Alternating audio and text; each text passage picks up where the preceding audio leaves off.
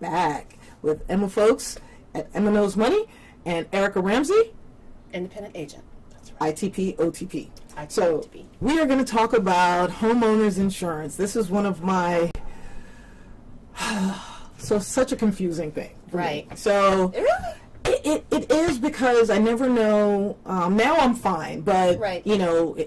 Previous to actually digging into stuff and previous to studying for my CFP, and that's really what the insurance is one piece of our certified financial planning exam. Okay. And as I started going through the different pieces of the insurance policies, I started realizing that's how I realized I may not have been covered the way I should have been covered, and so one of those things, and I think we talked to someone about this recently, was the replacement value versus what was it, the depreciated value, and actual cash value, or ACV. Right.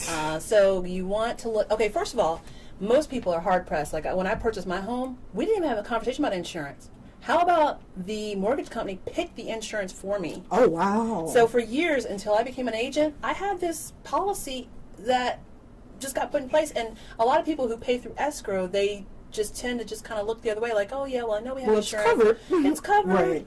Right. So please don't do that. Like, people like me love that stuff, so don't worry your brain about it. Literally reach out to your agent and let them look at it. But first things first, make sure you get a copy of what's called declarations page. Yeah. And that shows, in plain speak, more or less what your coverages are. So replacement value versus actual cash value of, say, for example, your possessions. So let's talk TVs.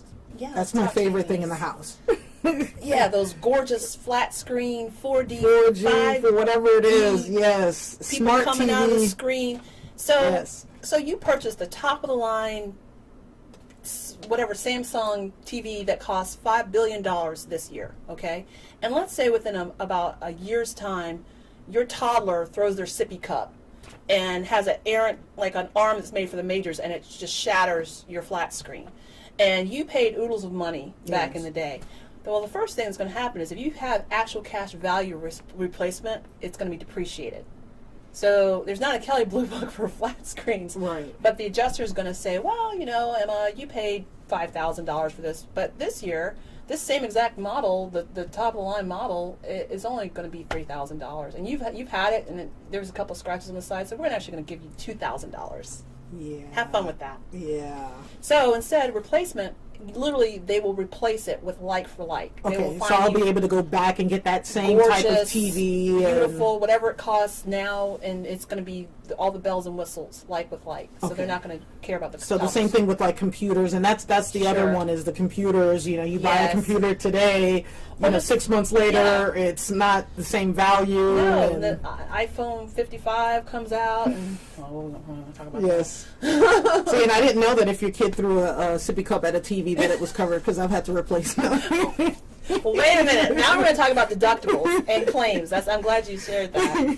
So real quick, let's talk about claims. I recently ran into a couple of different clients who have filed these claims on their homeowners policies. One lovely couple, millennial couple, buying their first home. I'm so excited for them.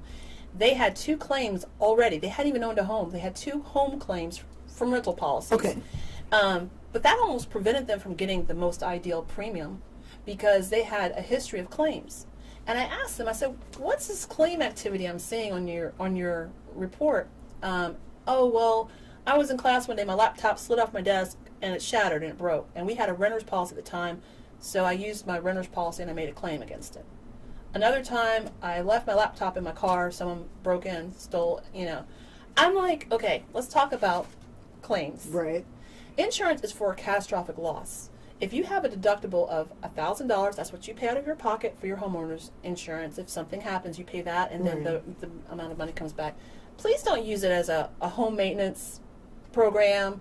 If your washer goes on the fritz and breaks and, just kind of, floods your washroom a little bit and doesn't cause much damage, but you're like, I'm gonna make a claim for it. Or your laptop even breaks. with the laptop, so if a laptop is $1,200, don't bother making a claim. Oh my gosh! Just pay for it. Please pay for it because it's going to actually do 2 things if you go ahead and make a claim in that scenario. It's not really going to be worth it by the time you pay out the money out of your pocket, the deductible. You're going to end up getting $200 from your insurance company. And the second thing is it's going to start up a history of claims. And if you have 2 claims within 5 years on a home policy, it almost renders, it does render you pretty much uninsurable. Oh. So be very careful about how you utilize your insurance. Use it for real catastrophic losses. Fire, hail, wind, roof damage. We're talking major stuff here. We're not talking like Aunt Bessie knocked your laptop off the table. Right. Just replace it. Trying to YouTube. She could use her Social Security. To pay for that. No, Aunt Bessie. So, so let's talk a little bit. You brought up, natural disasters, yes. right? So here in Georgia, like I left Southern California because of earthquakes. Like I'm a punk, and I'm so afraid of driving on the freeway and it dropping, and that's kind of a big deal. So I moved here to kind of get away from certain natural disasters. Right. But after I got here, shortly after, we're now kind of tornado alley. We're starting to get floods, things like that. We've had an earthquake or two. Right, in the last 18 years or so. So what type of insurances should we have? Flood insurance? Should we have earthquake insurance? I'm so glad you brought that up. So, God, I can go for days about this. Don't. Okay. Okay, brevity. So a couple things. Flood insurance. Yes, if you live in a home that is designated being in a flood area, and there's an easy way to find out. Okay. Literally, you or your agent can go to flood.gov, put in your address, and it can literally, more or less, probably it would be better for an insurance agent to do it. And we can determine if you're actually in an area that's prone to flood. Okay? Okay. That being said, I don't want to bore you to tears about the definition of a flood, but a flood is literally outside water that affects 2 or more properties and has, I think, 6 or more inches of water or earth. So that's designated as a flood. But you know what? If I bungled that completely, go to flood.gov and the definition is right there. Okay. But flood insurance is relatively inexpensive here in Georgia.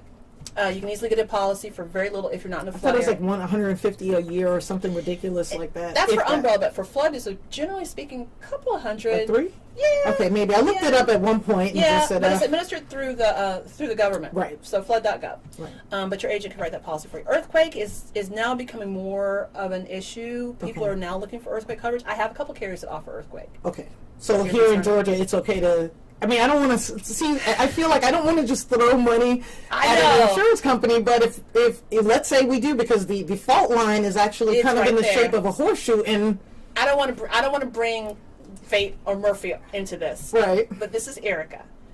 If I were you, I wouldn't be so concerned about earthquake. However, flood I would be, because the great Austell flood that happened. Yes. Technically, they weren't in a floodplain. Yes, they weren't. Okay, fair enough. So let's talk about. I did bring it up, but let's talk about umbrella insurance. Yes. Okay, so fun fact, kids, Google Hulk Hogan umbrella insurance, and you will have a field day reading about what happened with Hulk Hogan's family. Umbrella insurance is how you can increase your liability protection against exposure, $1 million starting liability for very little money. So this is the $190 or $120 a year. You can get $1 million umbrella policy that literally umbrellas over your home, your auto, your toys. And if you have kids and that are young drivers, it is a must-have. If you have anything, honestly, if you have a home, if you're a first-time home buyer, anybody really honestly should have an umbrella because it's so inexpensive for so much protection. But Google Hulk Hogan insurance policy. You'll read a very interesting story. I can't wait. So let's talk about a couple of things that I know people like to do for their kids in their backyards, and trampolines and pools with diving boards. And here we are in Georgia, and we love our recreation. Yes. And so it's hot almost 70% of the time.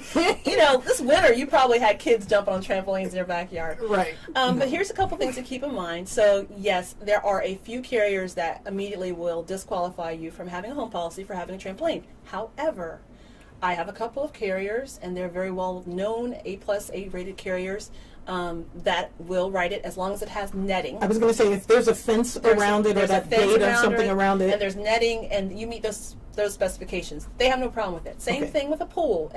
We love our pools here in Georgia. Come on now. But we're going to make sure that there is a fence around the pool, and we're also going to make sure there is not a diving board. That is one of the bigger no-nos. And if there is a diving board, there may be a carrier, but I won't have one available for you. What about slides? Slides is another one that is an underwriter case-by-case basis. I will have to take a picture, talk to the underwriter, but that's probably also going to be. I mean, think about it. Everything about the insurance is risk and the worst case scenario, and then That brings us also to dogs. Yes. So, okay, yes, I own a dog. Do you own a dog? No. Okay. You're one of the few people I know who doesn't own it. You want a dog? No. Too much responsibility. It is responsibility. There's Here's a lot the of thing you should responsibility. know, that any dog is a big liability risk. Any dog. Any dog. I'll paint a picture for you. So let's talk about first a snapshot. There's the common breeds that insurance policies clearly say we will not insure. I have some carriers that will insure these breeds, but most of them will say we will not insure, the ones that have the bite history for sure. Like the pit bulls. And the ones that have the reputation, that breed, or pit bulls, Akitas. Wolf hybrids is what they like to, wolf hybrids, or wolf breeds. Aren't they all wolf hybrids? But anyway, I digress. Anyway. So if you have a dog of any kind, and this recently was one of my learning curves, I have a small, sweet, fluffy Maltese. Little white dog, fluffy, cute, ankle biter.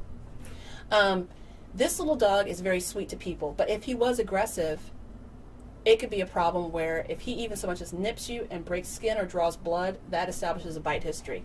And then you could be dropped by your insurance carrier. Dropped. I've also had two, not myself personally, but two friends who have been sued for quote-unquote dog bite claims, where the dog was minding its own business in its own yard. The person trespassed, wasn't even a friend of theirs. The dog nipped the person, broke the skin, and that was constituting a dog bite claim. And one of them just paid out for the tune of $50,000. So dogs, period, are a liability. That's not me saying don't have a dog. That's just me saying be aware of your dog and what your dog fears and how your dog acts, and if your dog should be, kept inside. Now, what about people who board rescue dogs? That's one that, again, reach out to your insurance agent. Be honest, Yeah. because almost always when I write a home policy, they're going to come out and inspect the property. What I don't want to have happen is a surprise. So if you're honest with your insurance agent, we are knowledgeable usually about the carriers that are dog friendly, and we also can communicate to underwriting and put notes in the policy. This person takes in this breed of dog. These are the things, the considerations they take, the precautions they take to protect the dogs and the people. Okay. So just be honest. Just let people know. Just let the insurance agent know that that's what you're doing. And also I'll advise you. I'll be like, probably not the best idea to leave the aggressive breed of dog outside in a run close to the daycare. I'm just saying. And daycares. Oh, yeah. Yeah, let's talk a little bit about daycare. So you've got your retiree or, someone who got laid off and they're trying to figure out Home what business. to do. So home business, the easiest thing to do in my neighborhood would be, hey, let me open a daycare. The daycare is constituted, daycare in your home begins with the fourth child. So even Your own fourth child? It could or be 4 children that you're watching. 4 children that you're watching. Okay, got it. So if you have 4 children in that home, that's a business. Okay, so from babysitting, the fourth kid, from babysitting, it's now daycare. It's now a daycare. Okay, got it. So reach out to your agent. There's actual policies that will make allowances for daycares, and making, you also want to make sure you have your business liability in place for that. But we know how to handle that situation. But again, be honest. Right. Don't hide Junior underneath the table. Oh, that was just the neighbor's child that's running through. No. Not going to work? Okay. No. So when we come back, we want to do some millennial tips and then we'll do, we'll do some millennial tips when we come back. We'll be back after this message.